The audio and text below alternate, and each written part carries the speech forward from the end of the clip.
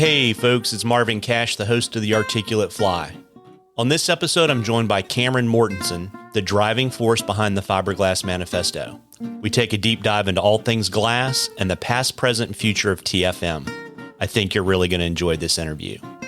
But before we get to the interview, just a couple of housekeeping items. If you like the podcast, please tell a friend, and please follow us and leave a rating and review in the podcatcher of your choice. It really helps us out. We've also received several listener questions asking about the best way to support the show. In addition to subscribing in the podcatcher of your choice and leaving us a review, you can also support the show by using our affiliate link when you shop on Amazon. It doesn't cost you a thing, and we receive a small commission on your purchases. You can also become a Patreon patron and make a single or a recurring donation. Links to both of these options are in the show notes.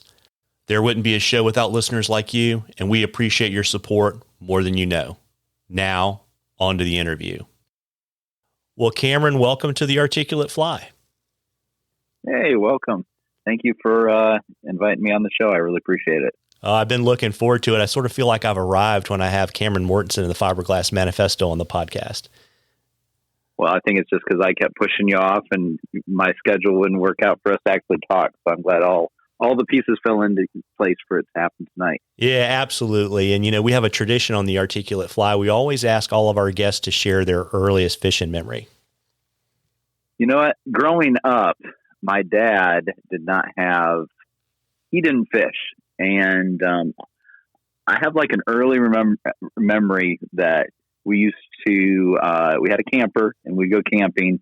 And I think my mom pushed him like, hey, you should take the kids fishing. And it was not something that he was super stoked about.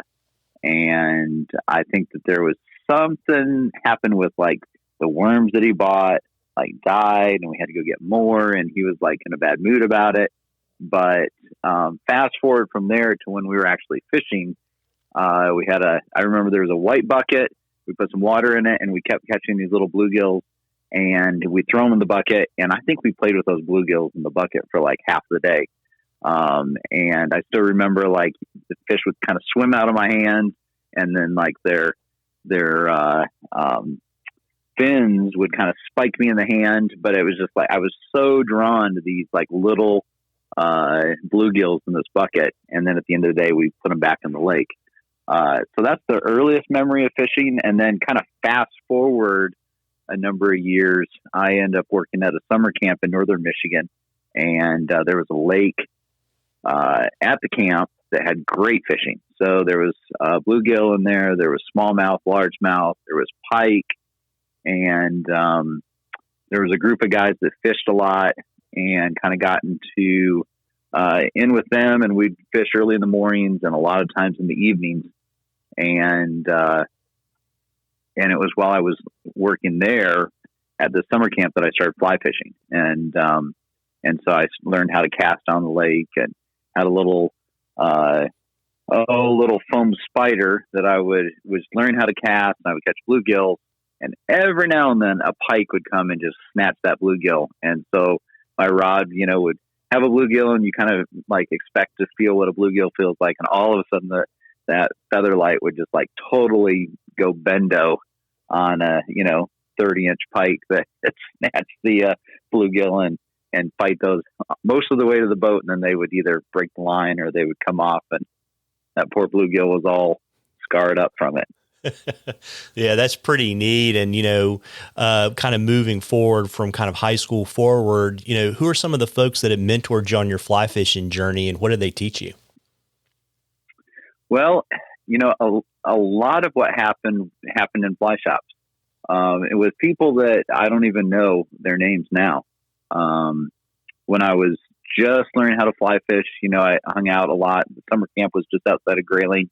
I remember I went into Ray's. I think it was called the Fly Factory back then, and bought some flies and went and caught. The first trout I caught on the Assapo River was actually like a 10 or 12 inch brown trout that like took a Coachman Trude off the topwater.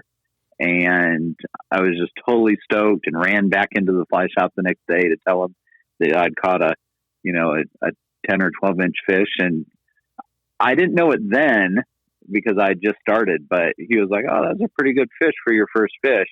Well, the rest of the summer, daytime, the asable, I would say you can go and catch a ton of trout, but they're all going to be like 3, 4, 5 inch trout, 6 inchers, during the day or in the evening.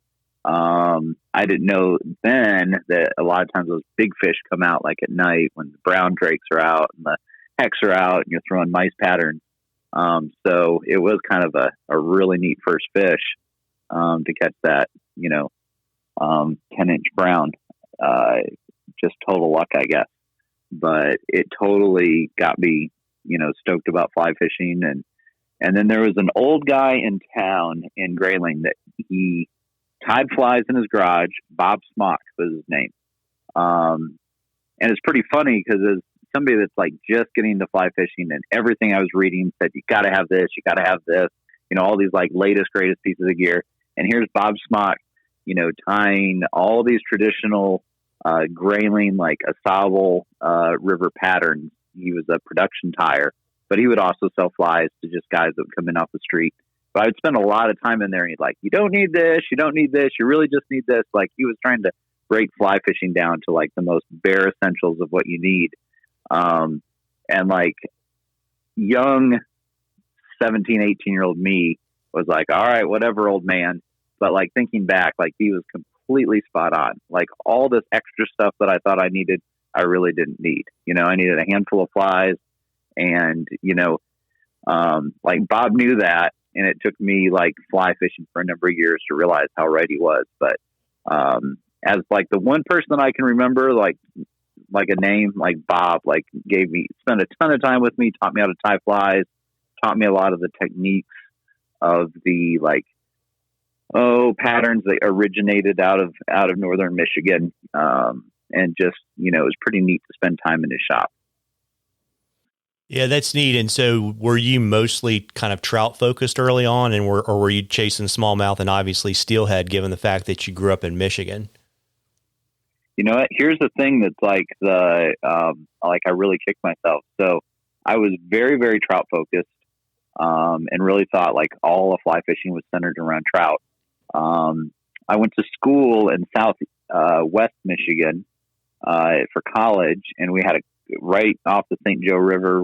I like totally didn't realize like what a mecca for salmon and steelhead that river was until I moved away. And I was like, oh, I guess that place is kind of a big deal, because I was just getting into it.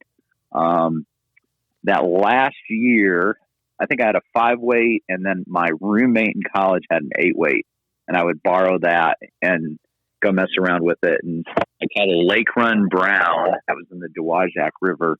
I like swung it on a spay fly that I had tied. I think it was like a green butt skunk that I had tied.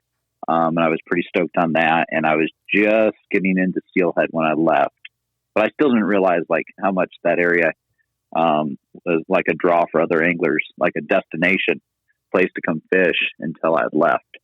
And so after I left, we'd lived out in Colorado, so everything was very, very trout based. And it really wasn't until we moved to South Carolina, about 20 years ago, that I really started like deep diving into warm water fishing and saltwater, and kind of moved away from trout. Yeah, it's interesting too, because I've been lucky enough to go up and fish for steelhead in Michigan a couple times, and I was just blown away at how fishy the entire state is.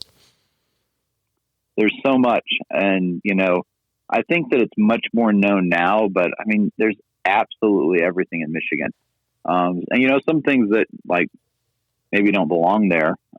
You've got all those salmon species in the big water that run up the rivers, and you've got lake run rainbows or steelhead, whatever you want to call them. But there's tremendous warm water fishery. Anybody that follows TFM at all realizes how much. I look forward to my yearly trip to Beaver Island for smallmouth and carp and pike. Have actually, the first couple of years we fished there, we every now and then see like a hammer handle, pike on one of the flats. And now, I mean, we're catching like 40+ inch pike up there. And like there's like serious numbers around there. So it's kind of neat just over the last 10 years to see a pike fishery like completely develop out of, someplace where we weren't seeing it before. So,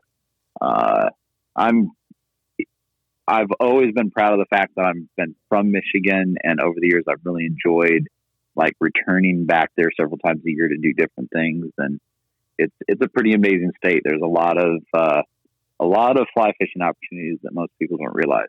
Yeah, absolutely. And good hunting opportunities too, whether you want to hunt birds or you want to go deer hunting.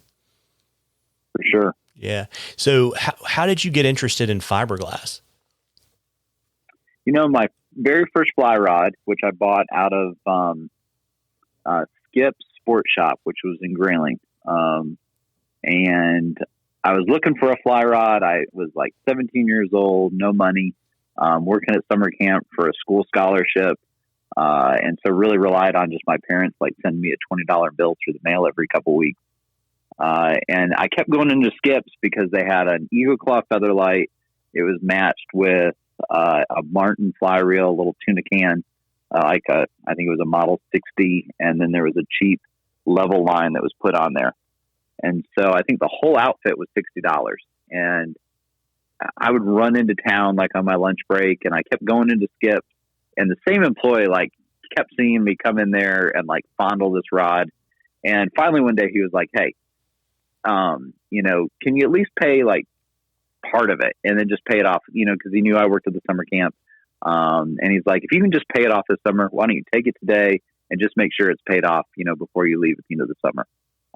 And so he gave me like a handful of bluegill foam flies, and I had a couple leaders and a tippet, like 5X tippet. And then that's what got me started.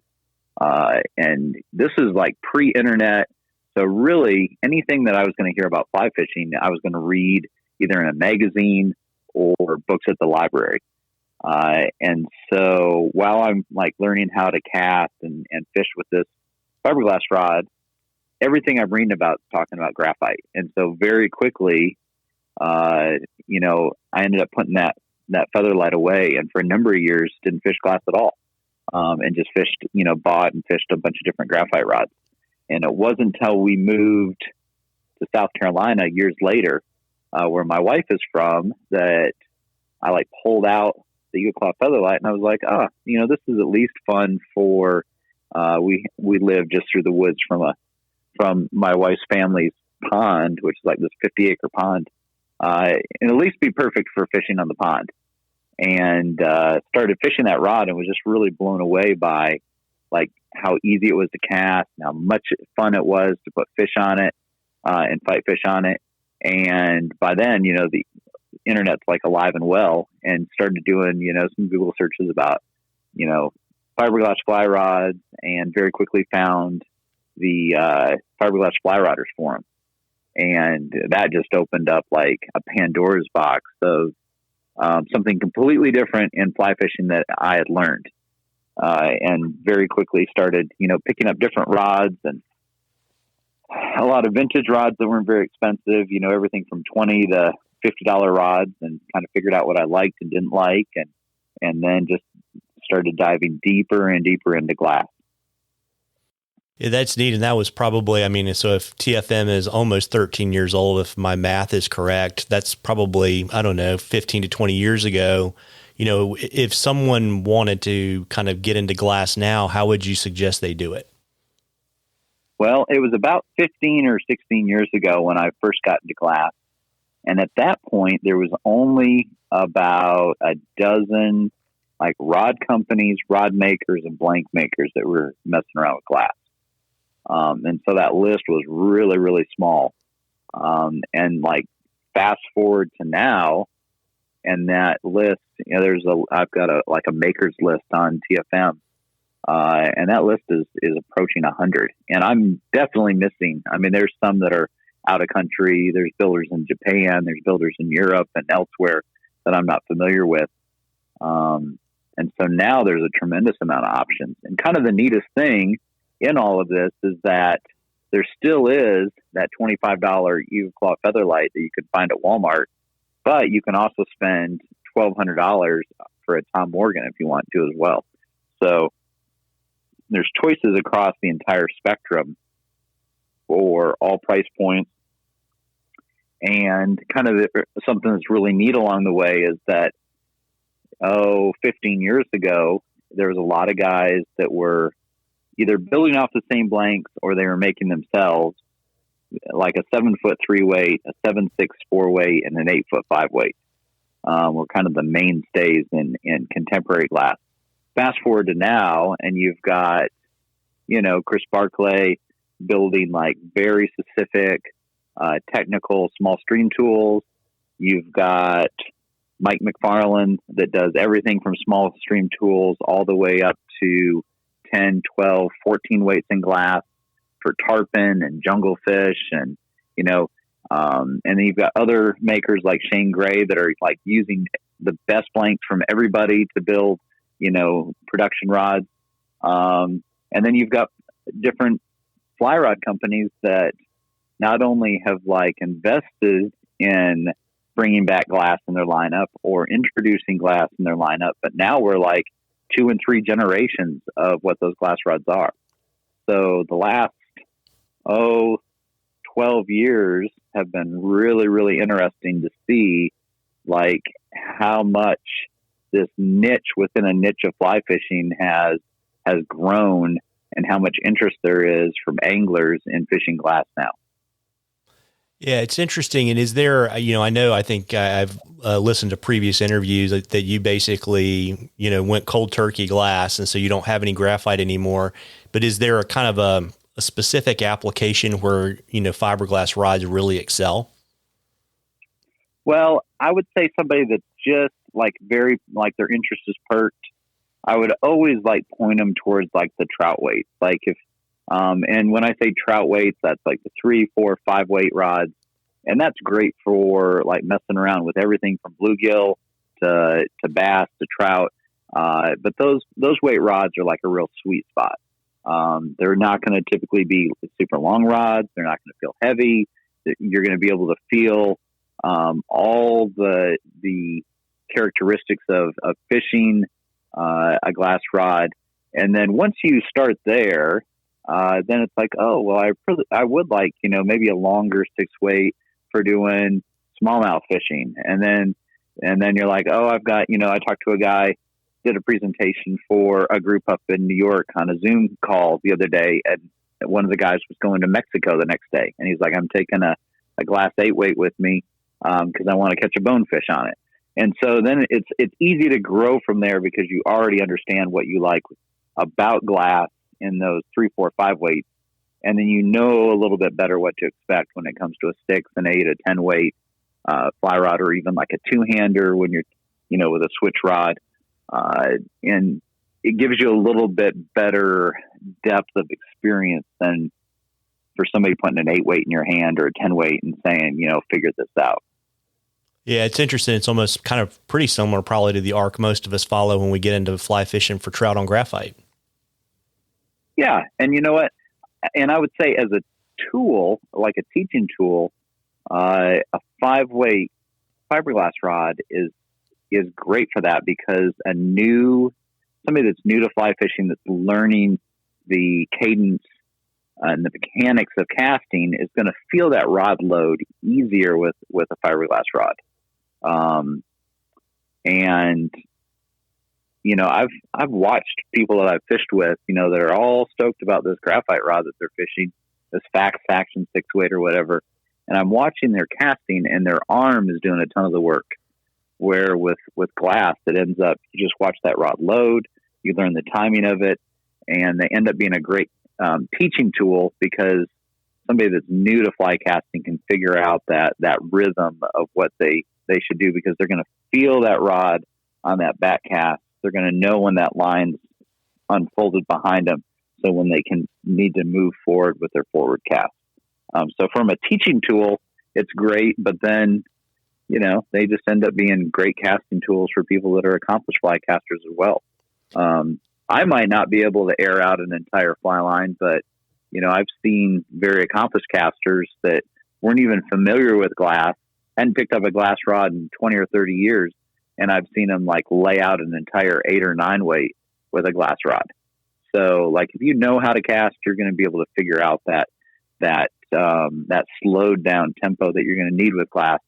And you quickly realize that a glass rod is going to do a lot of the work for you, especially when you're doing things like musky fishing, big flies, heavyweight line. It's pretty neat to watch that rod load up and then just launch, like a cannon, that fly line with that big fly attached to it. Yeah, it's neat. It's why you were talking about that. I was thinking, I vaguely remember a post on your site. There was a video of Tim Rajeff talking exactly about how, casting with fiberglass would make you a better all-around caster. And I totally believe that, even if it's not something that you do all the time, just picking up a glass rod and just figuring out that tempo. And I don't think I'm an accomplished caster. I don't think I'm a great caster, but I also know that I typically don't embarrass myself when I'm in a boat with, I've had, this isn't a boast or anything, but I've had more than one guy like, oh, wow, like you can really cast that rod well. Because I don't think they expect when this, glass nerd gets in their boat, they don't expect it to be like an equivalent tool to the graphite rods that they're usually used to using.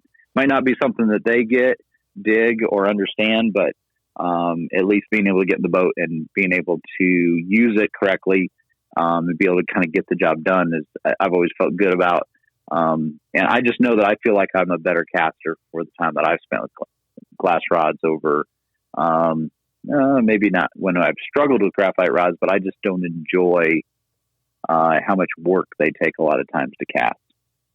Yeah, it makes a lot of sense. And, so if we kind of go back to I'll just call them first generation fiberglass, and you've talked a little bit about, how you've got, almost 10 times as many manufacturers and builders than you had when you even started looking at it. But you've got, more length variation, but kind of how has the fiberglass technology evolved? Because I'm assuming like everything else, it's, not 1950s, 1960s, 1970s fiberglass, that people have done things with the material and construction over time. So there's been, a lot of back in the day type deal. There was a lot of E-glass that was used. There's more S-glass that's used now. S-glass is going to be a higher modulus. So just like graphite, fiberglass has a modulus that's attached to it. It's going to be slower than graphite fiber. But, like S-glass ends up being lighter. The modulus is quicker. So you're able to create rods that are lighter in hand, that are more progressive and taper typically. Some of your Asian rods that are coming out of Korea, that are typically built, or China, that are built for like Cabela's, et cetera, are using what's called a T-glass, and there's a different modulus in there as well. But really everything's E, S, and T. But then there's different resins, there's different ways that the fiber is used that rod builders can create, you put E-glass in the hands of Mike McFarland, he can make a fast action rod with it, where a lot of other builders would use that to create, something that was slower action. So having all these different builders put that material in their hands, they can do a lot of different things with it. But overall, you're seeing a lot more builders that are focusing on S-glass right now. I would say that there is kind of more technology and advancements in that S-glass. You've got Zentron, these different resins and different things that are added to it that are creating some really, really special rods right now. And so is the manufacturing process very similar to graphite in the sense of you have a mandrel and you roll it, or is it a completely different process? Same process. In fact, a lot of the rods, a lot of times they'll use the same tables, they'll roll in the same places. And the thing that's really important is a lot of times when you do that, especially if rods are coming out of Asia and they're being mass produced, they'll use the same tables for graphite as they will for fiberglass. And you'll actually find little tiny, if you see these little black flecks, like in a white blank, it's because it's picking up those graphite shards or fibers, kind of when they're being rolled into the glass. And so you get those imperfections from the same rolling tables being used for glass and, graphite production. So, a lot of shops will keep that separate so they don't have to worry about that contamination. Yeah, that's interesting. And I know you mentioned some builders kind of earlier in the interview, but, who are some of the people that you're kind of, I guess, you got a list of almost 100 people, so you can't watch everybody all the time. But, who are some of the folks that are, you think are doing some of the coolest stuff right now in fiberglass? It's really a range. You look at somebody like Shane Gray that actually quit his full-time job to build full-time, and he's done his own different signature lines of glass, but then he's also, pretty much, created relationships with all these different blank builders so that he can get Mark Steffen blanks. He can get Mike McFarland blanks. He can get blanks from Injuan rods in Japan. He can get, blanks from Swift Fly Fishing with the Epic blanks. So, he has all these different blanks that come into the shop, and he can create, things that like everybody's looking for. And then you look at Chris Barclay, and he's like dove deep into creating like really small stream technical tools and, found, proprietary blank makers that he, has his own blanks made for his rods, and everything's very specific. So, I think that an equalizer in all this is that, it's pretty easy to make a website.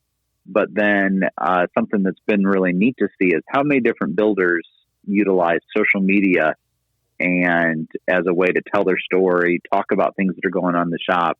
And so it's actually not hard to keep track of almost 100 builders, because things like Instagram, I usually end the day just doing a scroll through Instagram, and a lot of, rod builders and rod shops pop up in that feed. So it's kind of neat to keep up with everybody and what they're doing. And then you've got other guys like Matt Lederman that, prides himself in doing a lot of the metal work that's involved with his rods, and, very custom build from him. And he's, a school teacher that builds rods, during spring break and during the summers.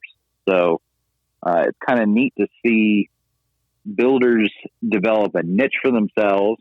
Some of them it's grown into a full-time job, and then other builders really, keep it as something that they just do part-time when they have time around family and everything else. Yeah, it's interesting. It's kind of like a niche within a niche within a niche, right? Where people find that builder story that really resonates with them, and that's kind of who they congregate around. Yeah, and when I first started this, my objective was to purchase a custom build from every custom builder that was like around then. And, it was like 8 different custom builders that seemed like it's something that was achievable. But now fast forward, and there's 80 or 100 builders that I'm aware of and rod shops. It's, not financially possible to spend $4,000 to $1,000 on all these different custom rods, and then B, like, how many rods can I actually fish? So it's been pretty neat to see like such an absolute spike in the number of rod builders and rod shops and taper makers, and how many really, really cool things that are out there. And it, really opens up a lot of conversations with different rod companies and rod builders, like, hey, what's something that nobody else is doing? And that's where you've seen switch rods and spay rods and pack rods, and, some people going super ultra lightweight with 0, 1, 2 weights, and, other people looking at 10, 12, 14 weights. And so it's kind of neat to see all the different choices that are out there now, that really match, no matter what type of fly fishing you do, there's a fiberglass fly rod that can be a really great tool for that.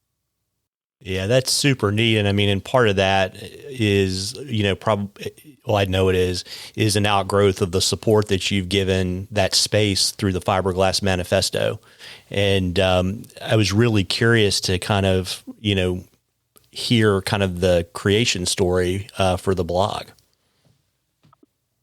So when I started hanging out on the Fiberglass Fly Rodders forum, there was a portion of the forum, which I don't even think is available now, but there was a chat feature. And this is, I think our daughter was pretty young. So, I mean, there just wasn't as much things going on in my life. And so I started like kind of facilitating like a Sunday night chat. I'd jump in the chat room at like 8 or 9 o'clock at night and would stay in there for 3 or 4 hours. And so that Sunday night chat, there was, you know, kind of your regulars that would come in and check in, and they might hang out for a half hour, an hour, and cycle out. Well, to end the night, it was always myself and then Mike Carlson. And he is in law enforcement out in Wyoming, but he's also a rod builder. And so we had a lot of things in common because I'm in law enforcement. And so we would talk shop and we would talk rod building. And so one of these late night conversations back and forth, you know, Mike was like, it'd be really neat if we had something outside of the forum, because the forum at that time was very like vintage focused and not so much talking about all the new builders that were out there, because there just wasn't that many, but it was starting to pick up. And he was like, you know, it'd be kind of neat if there was like an online magazine or a blog or a website where outside of the forum, people were talking about everything that was going on in glass. And that's about the time that some of the online magazines were coming out, like Catch Magazine, This Is Fly. It was still a kind of emerging technology to have these flip style magazines. And I'll never forget it. It was like 10:30 or 11 o'clock at night, and I like typed back to him. I was like, you know, what would we call it? And he immediately typed back, the Fiberglass Manifesto. And I was like, huh, that was kind of a catchy name. But certainly, I didn't have like the knowledge or know how to start, something online based, and neither did Mike. And so we kind of let it sit for a number of months. But we talk about it, you know, now and again. And then one night I was like, hey, do you mind if I try to do something with that Fiberglass Manifesto name? And I ended up doing a Google search for like how to start a blog. And it linked me to Blogger and registered, the name, and just absolutely didn't know what I was doing, but just started, putting a post up every few days.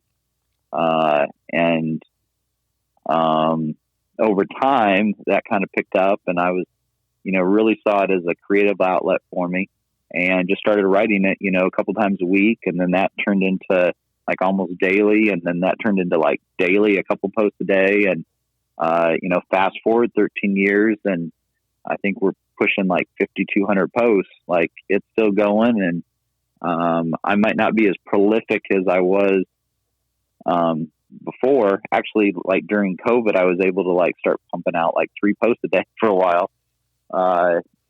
It's still around. So I still don't pretend to know what I'm doing. I still don't pretend that like I'm doing it right, but I have a good time doing it, and it's been neat to like be a source for everything fiberglass, and then other things along the way. Yeah, very neat. And of course, I don't think people can think about TFM and not think about the Comrade logo. So where did you get the idea for the design?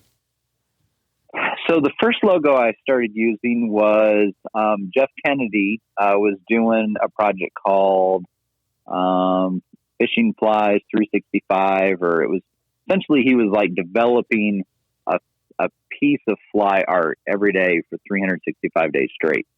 And one of the pieces was what he'd put on there called the Retro Fly, and it was like this stencil that he, it looked like he had spray painted through it to create this very stylized fly.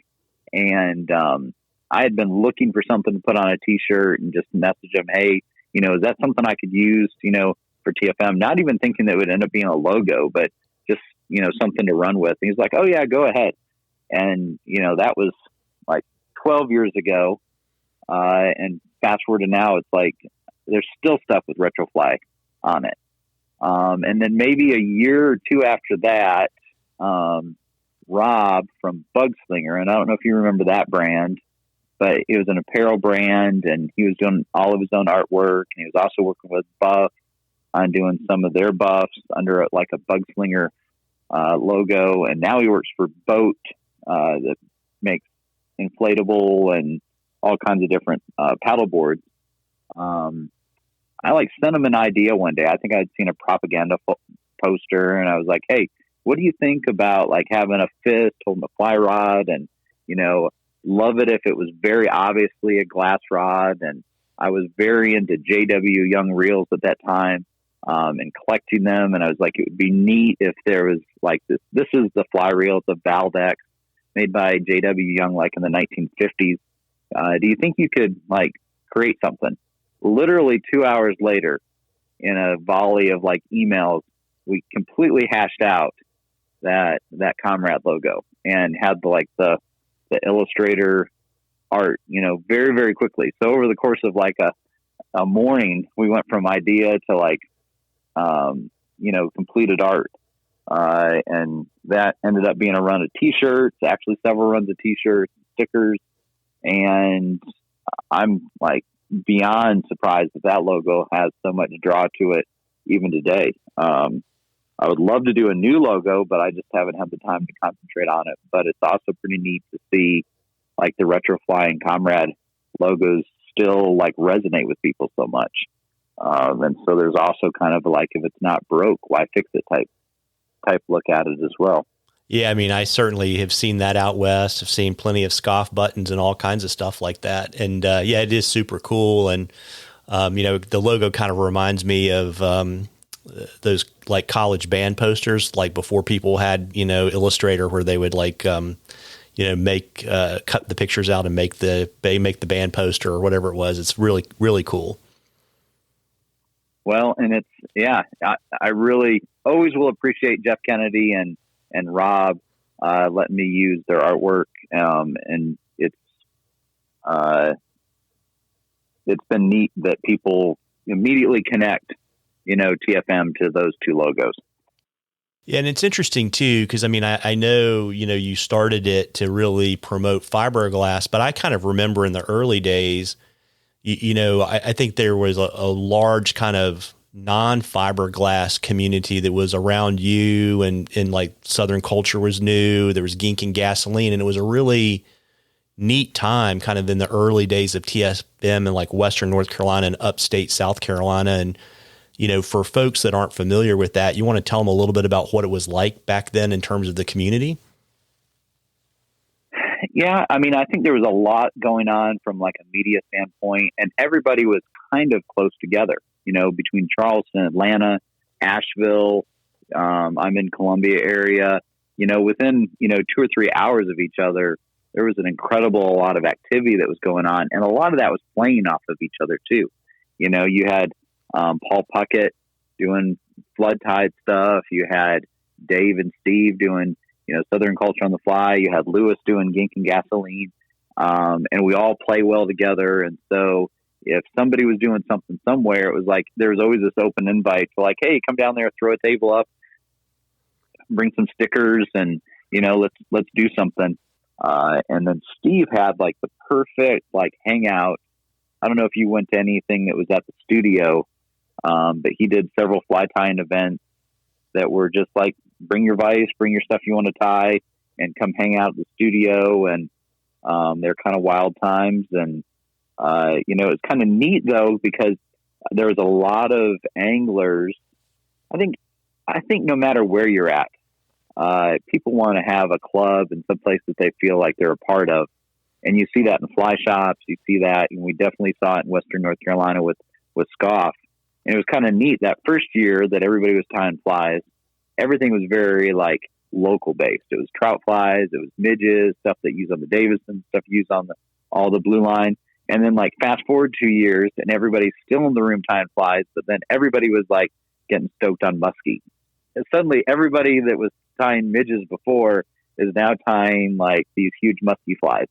And so it was really neat to see all this synergy that was going on, around it. And then you had Reba that was doing the Western North Carolina Fly Fishing Show. There was always a big fly fishing film tour event at Highland Brewery. And I just think there was a really family aspect of like, if one person was doing something, they were always inviting everybody else to come along and do it as well. And that's still, going on, in smaller ways, but it's just, I think COVID derailed a lot of it. We're just now starting to get back in the swing of actually doing in-person events. But, for a number of years there, it was pretty neat. There was always something going on, and there was always open invites, and it developed a community. And I think you're still seeing that, that's kind of ever reaching in that the Southeast area. Yeah, I think so much too is, we have such a diverse fishery in the Southeast, right? And that helped a ton too, because it wasn't just trout. It was like smallmouth, muskie, redfish, everything. Yeah, it wasn't, it's not beating the drum that everybody's suddenly going to end up on the same stream fishing on top of each other.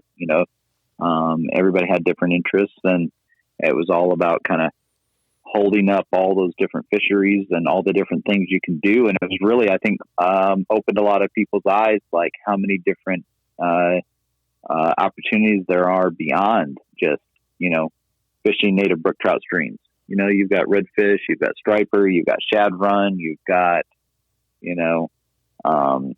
maybe a secret tarpon fishery down, in Charleston. You've got, all these different things that can keep you interested and doing something different than everybody else.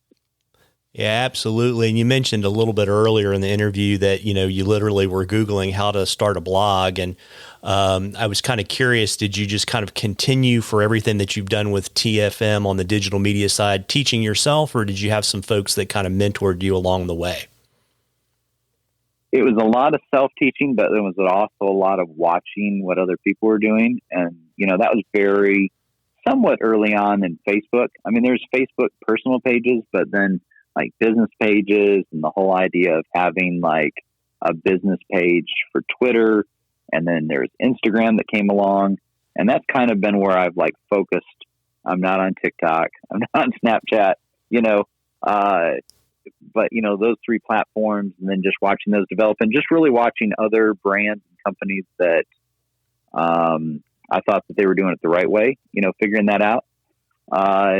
I would say Marshall from Midcurrent was always super helpful. And then somebody that probably did more than I ever, expected him to do would be Brian from Moldy Chum. He reached out very early on and was like super helpful and super just let me know that like it was neat to see me doing something that was like a niche within fly fishing. And he worked at Patagonia then and was helpful in some ways that way. And if I ever had questions, he was always willing to help. And fast forward to now, he's still, always willing to help. When I was trying to figure out how to monetize TFM with some ad revenue, he was, helpful in that, where I was like kind of lost on how to make that step. And it was just, he never tried to hide anything.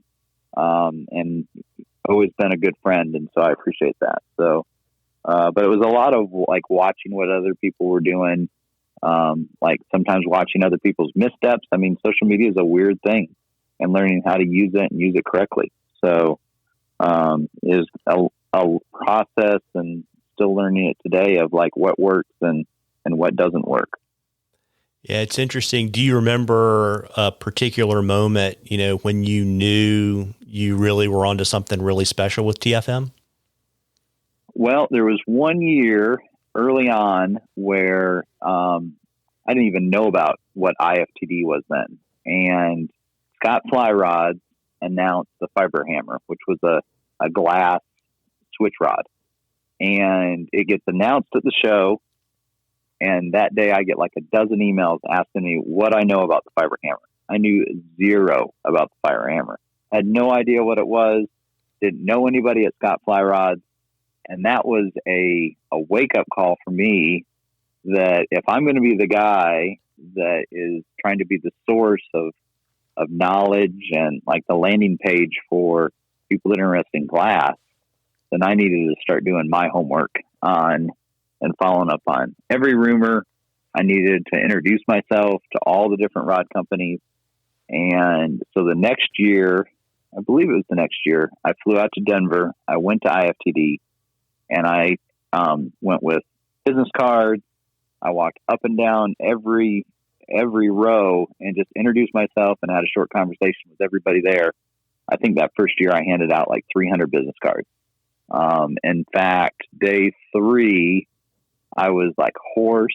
I was like spent, and I'll never forget talking to Tim Ray Jeff in the Echo booth, and he was spent, I was spent, and we just looked at each other, and I didn't know, I barely knew him, just met him that day. And he's like, yeah, we were both like not good for this conversation.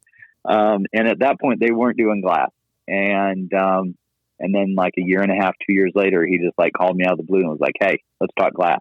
What should we be doing? So that told me I was on the right path. And then for the huge miss with the fiber hammer, like 2 years later, Scott circled back and was like, hey, we're releasing a new generation of the Fiber Touch. We'd love to do our news release first with TFM. So I kind of felt like that was a pat on the back, like I was doing things the right way, that a company that didn't even know who I was and I didn't really know what they were doing, fast forward a couple of years and they were doing their big, launch news release on TFM. So I felt like I was on the right path. And, since then, like if I can even like get a little whiff of somebody doing something in glass, it's, figuring out who I need to make a phone call to or email to. And it's been kind of neat to run down leads, throughout the industry.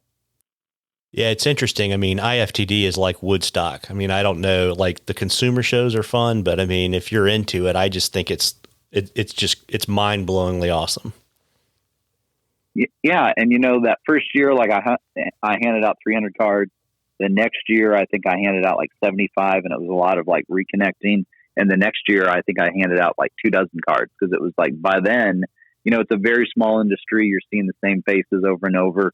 And I was really like blown away that first year. Like people knew what TFM was like, that kind of blew my mind that, here I'm just working on a little project every morning before work. And it's like people in the industry, like kind of knew what it was. So, pretty neat. And, it's been fun to have a circle of friends and contacts.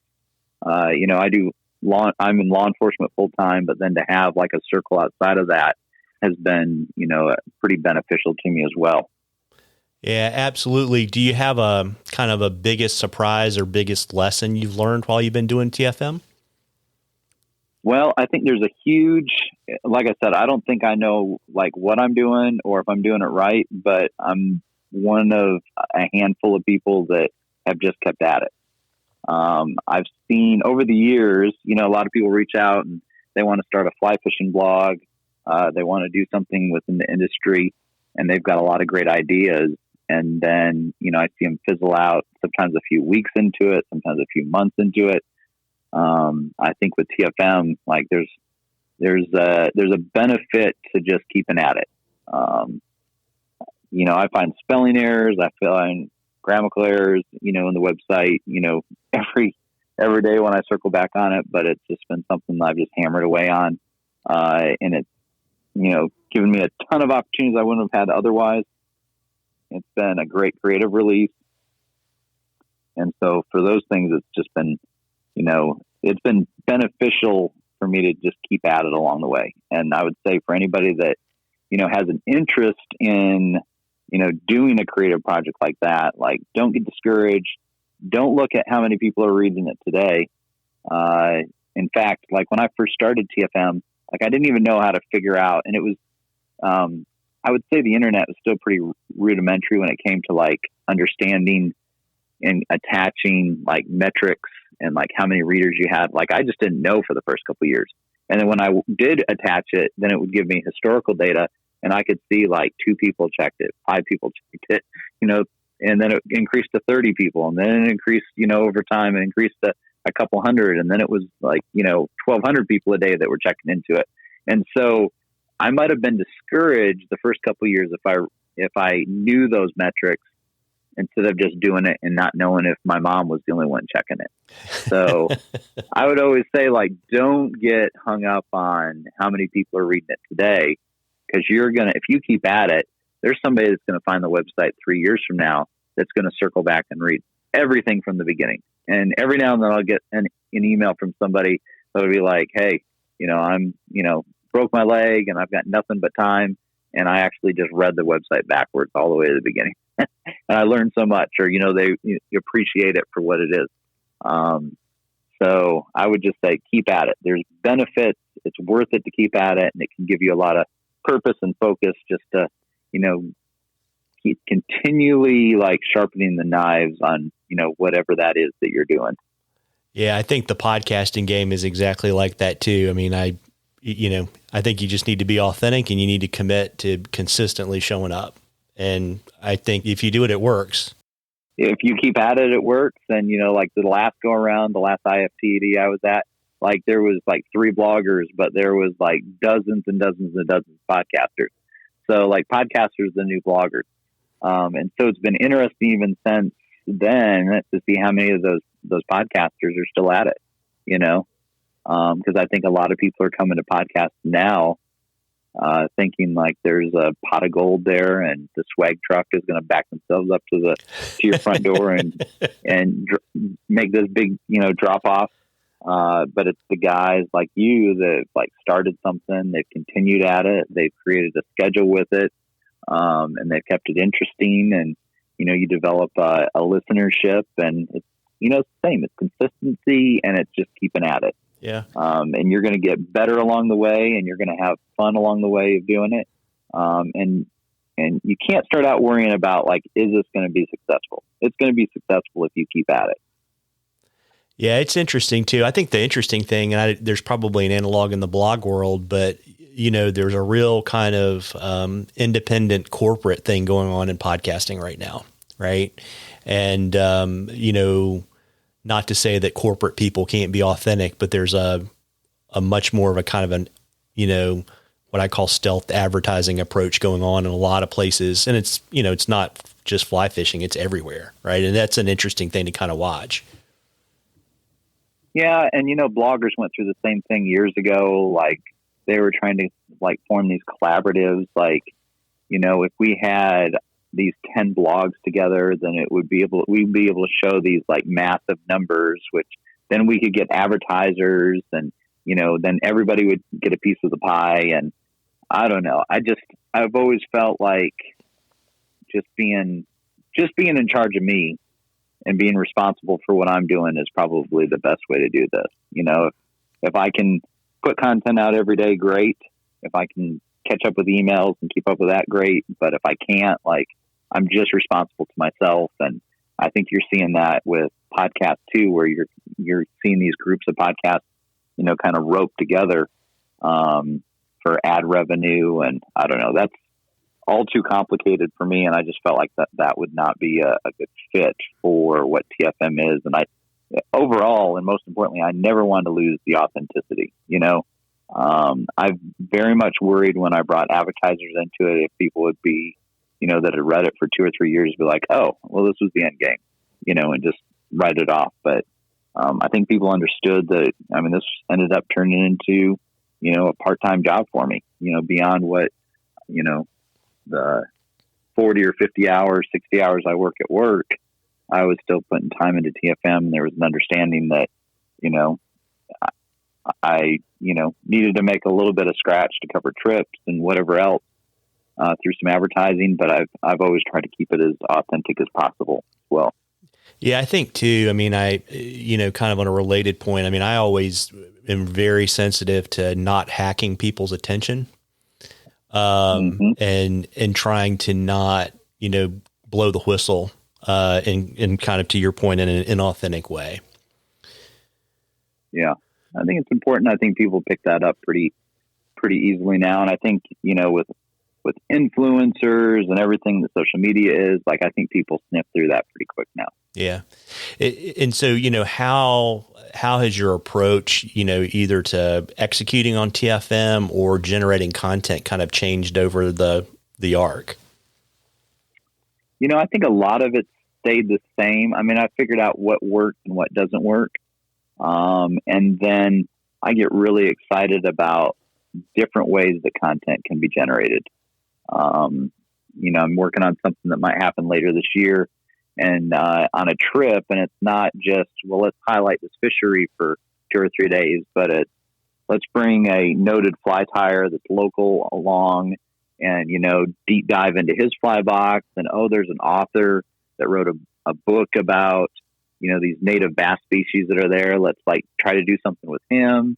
And there's an artist that's local there that, has been in really deep into conservation of this bass species in this area.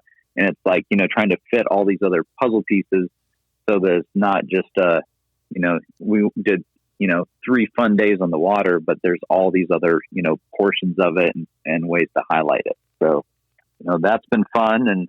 And I've always looked at TFM as, I know people don't come to just read about glass, and especially in the early days when not that many people were tracking on it. And so I always kind of looked at it as like a puzzle, and if I'm in a routine of putting 2 posts up a day, it might be a glass piece and it might be like an online magazine, sharing like the latest issue from somebody. And the next day might be, a video, and it might be a gear review. And so you're piecing together every day something that's just a little bit different so that it's not just fiberglass talk, fiberglass talk, fiberglass talk. You're, kind of really varying that content up day to day. Yeah, it makes a lot of sense. And, we've kind of touched on this a little bit about, the importance of showing up regularly. But, you're a dad, you have 2 kids just like I do. You got a day job. How have you figured out the way to kind of juggle all of that and still consistently put out content for TFM? Well, my wife works from home and she starts work at between 5 and 5:30. And so we've just got really conditioned to getting up early. And then I don't know, I'm in my mid 40s, and for the last couple of years, especially during COVID, I was waking up at 3 a.m, multiple days in a row. And it's amazing, what you can get done from 3 a.m. to 6 a.m. if you don't whittle away your time on Facebook. So, it's been a lot of early mornings. And as I get older, I'm not that sharp at the end of the day. So I'm much more apt to fall asleep early and then get up at this last week or so. I've been getting up at about 4 a.m., make a pot of coffee, and then spend, about 90 minutes just working on content and answering emails. And I've been shipping out. I finally did hats. People have been asking for ball caps for a while, and shipped out, probably 200 hat orders over the last couple of weeks. And so I've been working on that early in the morning too. So it's a juggle. And as we've got a 15-year-old, almost 16, and our son is about to turn 12. And so it's juggling their schedules and playing taxi to them, and work is always busy, and stuff going on at church and stuff going on with family. It's a juggle, and it continues to be a juggle, but it's always been something I've enjoyed, and it's been a creative release, and man, it's something I look forward to, and I get excited about thinking about new content ideas. And it's been pretty neat that something that's been going on for almost 13 years, I still get super stoked and excited about it.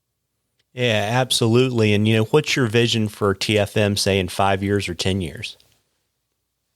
Well, this summer, I'll have 20 years in law enforcement. And so if I make it another 5 years, then I can possibly retire. Not to say that I'm going to be able to do that, but if TFM can keep going for 5 years, it's going to help me mentally reach that milestone, and then kind of see what's beyond that. And so I would, biggest thing is just keeping going with what's happening. And, in 13 years, we're pushing almost 100 builders and rod makers and rod shops. Kind of interesting to see what's going to happen in glass over the next 5 years, and then what's going to happen the next 5 years past that. When I started TFM, I would have never imagined that we'd be at almost 13 years and I'd still be hacking away at it. And so it's not something that I've ever thought about stopping. But then, the other thing is that I wonder how much longer people read blogs. And actually, COVID was a real boom for that, because I think that it brought people back to finding content in ways they hadn't before, or hadn't for a while. Been real dependent on Facebook, Twitter, Instagram, TikTok, whatever. I really saw readership spike over COVID. And I also think people were coming into fly fishing and other things in the outdoors because they suddenly had time to do it and look at it. So, I can see through, Google search results or whatever, that people are, find the website, looking for gear reviews and looking for content about things that they're suddenly, newfound interest in. So who knows where TFM will be, but hopefully I can, keep working away at it. I still have a lot of fun doing it. Yeah, absolutely. Do you have anything kind of on the near horizon that you want to share with our listeners? Well, I thought I was going to do this when TFM turned 12, but I think that I'm going to do it this year now, because I'm trying to work out the time. But back in the day, for longtime readers, I used to do 12 Days of Christmas, and it was like a pretty significant giveaway, or multiple giveaways, every day for 12 days, in December. And I really feel like 13 years of doing this is kind of monumental. And so I've been working on what I'm going to call like the Lucky 13 giveaways. And they're going to be, instead of doing like daily giveaways, they're going to be like week or maybe even 2 weeks long giveaways. And they're going to, like, for example, if we're giving away like an Orvis outfit, during that week or 2 weeks, we're also going to be able to pull back and talk about like old content, like my visit to the rod shop in Vermont, times where I fished with the Orvis crew, visiting headquarters in Manchester, all these different things, and use that week to like talk about everything Orvis. The next contest, is Swift fly fishing. Go back and talk about and do updated Q&As, pull old interviews from back in the day and like refresh old content. And so there'll be like a series of 13 pretty significant giveaways that we'll do, but it'll be a way to like create new content, new Q&As, new interviews, new gear reviews, but then also give away some like pretty significant things for the 13 weeks. So got everybody signed up for it. Now is just to like dial in the dates and make sure that I've got time to like pull this off the way I want to, so that it gives it the focus that it deserves.